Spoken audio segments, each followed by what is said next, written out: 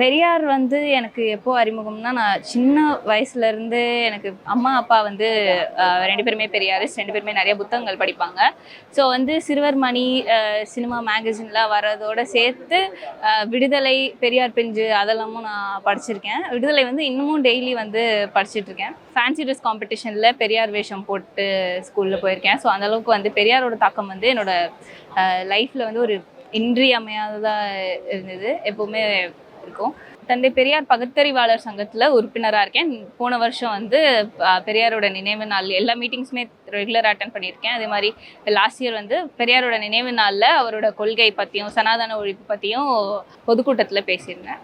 பெரியார் வந்து அன்றும் இன்றும் என்றும் அப்படின்ற மாதிரி ஒரு புக் கூட இப்போ ரீசெண்டாக படித்தேன். ஸோ என்றைக்குமே அவரோட தேவை இருக்குது. அவரோட ஐடியாலஜி, அவருடைய தாட்ஸ் எல்லாமே வந்து இன்றைக்குமே ரெலவெண்ட்டாக இருக்குது.